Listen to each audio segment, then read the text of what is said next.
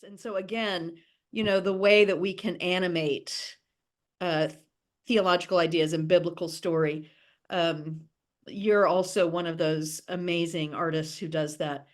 So in my synopsis for the 5th week of this series, I engaged sort of a play on words about Jesus' Sermon on the Plain, going to a level place, and how he sort of levels the economic hierarchy with his sermon there, right?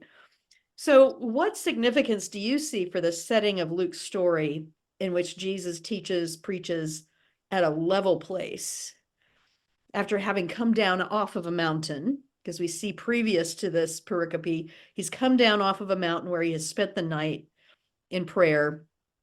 And then he comes down and he preaches this like leveling kind of thing. What's coming up for you around this? Well, it's a beautifully told story, and it really, I think, speaks to my dog's leg that's just interjected into the story. He's saying level. She's making herself. That is the best. If only you could see my view.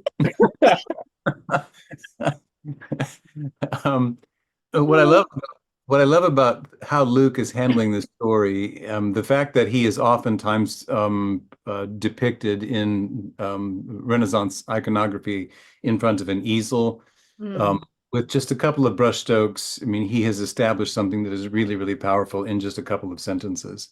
They come down from the mountain, and so they come down from a high perspective. What you can see from above is different than what you can see when you're on a level place. And Zacchaeus finds that out in the transformation that happens in that when you find yourself elevated, when you can see from a perspective that's that maybe you didn't have before. So they're on the mountain, they're up there and they're praying. He comes down with them. That part I think is really important. He comes down with the disciples to the level place. And he's going to speak to the people, to them. And 2 sentences later, he looks to the disciples and they are up. So he comes down to a place that is described as what? ADA compliant. I mean, this is a level place, and this will be easy on your feet. Anybody, everybody can come here. The disciples are here right with me, or they were. And then he looks to find them. They've scampered up. They realize the advantage of being up, the advantage of the hierarchy. They can see the lay of the land, they can read things, and they have been set apart. But the invitation has already been issued by Jesus to come down from that place. So I mean, they're tiny little details in the course of about what, 3 or 4 sentences. Right. But it lays bare everything that Luke is trying to say and everything that Jesus is embodying. This, come on down here to where we can see one another eye to eye, to where the playing field is level. There isn't any above or below, that we are all here in equal relationship. So there's symmetry here. That's what I think Zacchaeus saw when he was up the tree. You see this symmetry being the equal distribution of parts. And what's on the left is the same as what's on the right. And so equal distribution of economic resources. We're all here on this level place. The disciples come on down and listen to what is about to unfold. This idea of blessing, that, yeah, I'm really blessed because I'm really rich. No, we're turning that. We've subverted that. Jesus is digging that from underneath. And now here we are, all on this level plane, sand under our feet, and the symmetry of our relationships and of our needs is laid bare. Yes. Ched, I want to invite you to follow up on that and kind of ease us from that into week 6 as well. But you talk about the immediacy of these Beatitudes that implies that the great economy can be realized here and now if they are joined by the non-poor in the struggle to end the pangs and the pain, you say.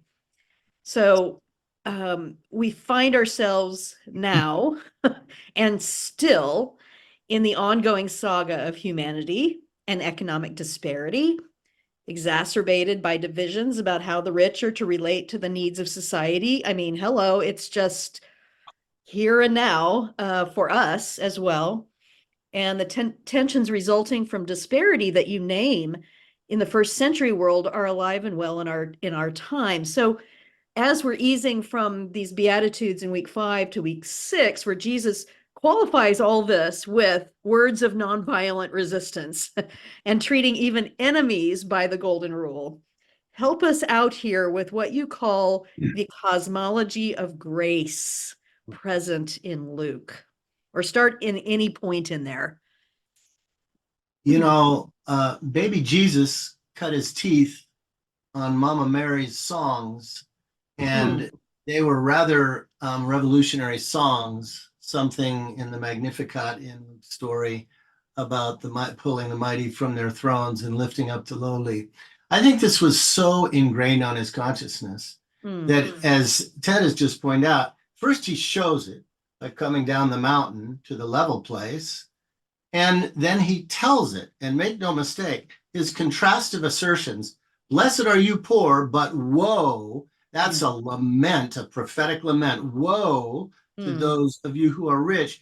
That represents a powerful rhetorical leveling, like bulldozer rhetorical leveling with no equivocation. And in so doing, you know, I think he's seeking to jolt us into seeing things differently. That kind of contrast, I think, seeks to dismantle all the ways that we internalize social orders of vast disparity, unconsciously scapegoating the marginalized and aspiring upwards to be like the wealthy. And as you say, Jesus emphasizes to the poor that the great economy is yours right now, not pie in the sky. So his short list of Beatitudes centers those who suffer existentially from poverty and trauma, hungering and weeping now, and puts the wood to those who are partying on. So to the comfortable, including many of our churches, see, Jesus seems here to be polarizing, stirring up class enmity. But he's simply naming the existential architecture of social division that actually exists in a world ruled by the elite. So his discursive strategy is to hold up a mirror to both sides. The exploited are assured of God's care, while the exploiting classes are put on notice that justice and reckoning will come. This is a pedagogical technique that I think is similar to apocalyptic literature's rhetoric of unmasking what really is in order to glimpse how things should be. And that will reach a zenith in Luke's story in his warning tale of Lazarus and Dives in Luke 16, which is truly a text of terror.